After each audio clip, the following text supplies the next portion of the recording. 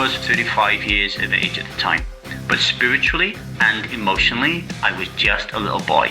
Still clinging to my habits, still living in the illusion of control, still clinging to comfort like a dummy in my mouth, which is quite ironic because I was one of those kids that had a dummy until I was very, very old in life. Drinking, for me, wasn't something I did, it was how I did life.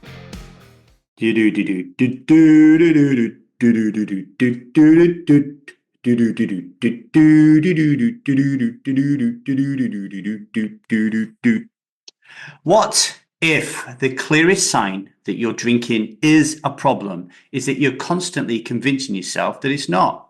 Have you ever caught yourself saying things like, I've got it under control, I only drink on weekends, I don't drink in the mornings, and my personal favorite, everybody drinks. Isn't this just what we do?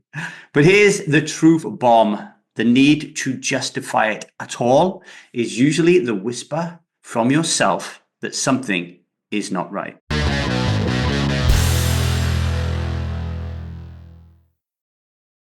Hello, everybody. My name is Lee Davy. I am not an alcoholic. I refuse to be anonymous. I am someone who lives a self-led life, alcohol-free as fuck. And I spend every waking moment of that life helping other people do the same. Like this beautiful Saturday morning here in Riga, Latvia, where I am going to smash it today. Going to work really hard today. But before I do that, I'm doing that right now. This is work for me, baby, but I love it. I love it. I love it. I am going to answer the big question today. Is my drinking becoming a problem? And I'm going to do that by telling you when I realized that my drinking became a problem. It was in the moments that I was losing control, not of my drinking per se, but of myself. I was married at the time to somebody that I'm not married to today. I loved her very dearly, but I couldn't stop fighting her. Not physically, but emotionally, energetically. You see, back then, my nervous system was constantly activated, trapped in the sympathetic nervous system state. There was no flight in the fight or flight with me, baby. It was all fight. And I started to notice a pattern that almost every time I got into this fight mode with my wife, I had been drinking. Now, I'm not talking about getting hammered every single time or being blackout drunk every time, just drinking. And I know, because I have reflected on this for the past 15 years, that alcohol was never the root cause of my problem. It never is, but it certainly was an accelerant. Alcohol magnified every insecurity, every unconscious belief, every part of me that hadn't matured. And it turned my nervous system into a war zone and turned my relationship into one too. I was 35 years of age at the time, but spiritually and emotionally, I was just a little boy. Still clinging to my habits, still living in the illusion of control, still clinging to comfort like a dummy in my mouth, which is quite ironic because I was one of those kids that had a dummy until I was very, very old in life. Drinking for me wasn't something I did. It was how I did life. Watching football, pint in hand. Going out socially, pint in hand. Date night with the wife, glass of wine. Kids party, there has to be a bar. I was very definitely trapped in what I now call the liquid lie. And whenever I entertained the thought of never drinking again, terror. Not because I loved alcohol, but because I needed it. And right there, in that truth, was my answer. The idea of never drinking again. If you have that idea and it creates discomfort, no matter how intense, you might already have a problem. Now we're going to have a short break. But when we do that, I want you to reflect on the following. Ask yourself, what would life look like without alcohol? Not in theory, but truth. How would you feel? What would you have to face? What would you have to stop hiding? Have a think about those questions, and we'll be right back.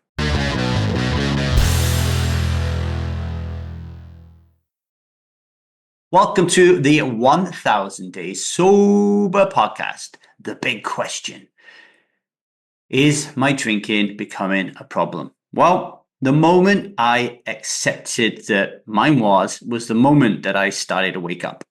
I remember looking at my boy and asking to myself, what kind of role model am I right now? And I didn't like the answer. I was holding down a very senior position in DB Schenker Rail. And on the outside, if you looked in at my life, it looked like I had my shit together.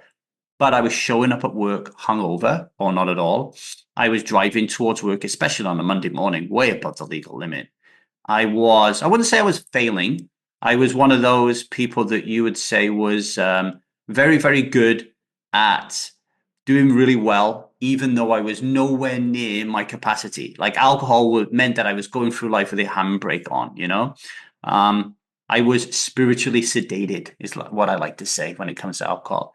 And it wasn't just my relationships or my job. I didn't realize, and most people don't, how much alcohol is actually fucking with your body. Like, I'm 50 years of age now. I'm not vain, um, but I still want to grow old graciously.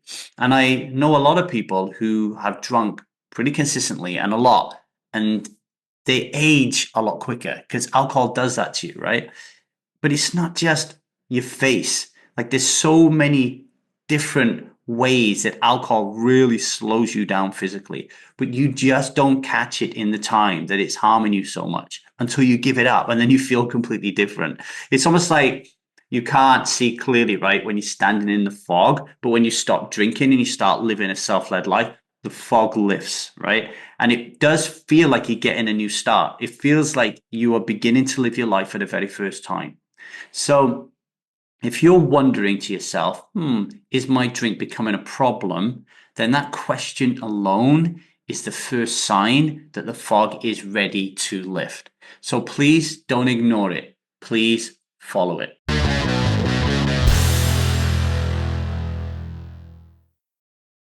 All right, today's daily vow. Today, I choose not to drink. I choose to be the kind of role model I needed when I was growing up, present, grounded, and unafraid of my emotions. If the thought of never drinking again scares you, don't push that feeling away. Study it. Get curious about it, because fear doesn't show up to ruin your life. It shows up to show you where your freedom resides. So pay attention. Some reflections for you to pause on today. In what situations do I most rely on alcohol to escape? How do I behave differently when I drink versus not? And what parts of me am I trying to silence with alcohol? Share your answers on whatever platform you're listening to. You will never know who you inspire. That's all I have time for today. I'm going to go to the supermarket, get some grubber dub dub into my belly. If this episode spoke to you, please rate and review the show. It means the world to me. Send it to another striver. Help them find this message. Spread it loud and clear. Subscribe so you never miss an episode. And if you're curious about this question, is my drinking become a problem? And after listening today, you think it is, then get over to www.thestrivemethod.com. Get on the waiting list for the Strive Method. I really want to help you to not only answer this question, but get beyond it. So it's a question that's way, way, way in your rearview mirror. And you can look back and go, I remember the day when I realized that drinking had become a problem, and then it changed my life forever, right? Until tomorrow, remember, you do not need to drink today. You've got it. I've got you too. Okay. I give you permission to be alcohol as free as fuck today and to be in your power. Until tomorrow, much love and strive on, everybody.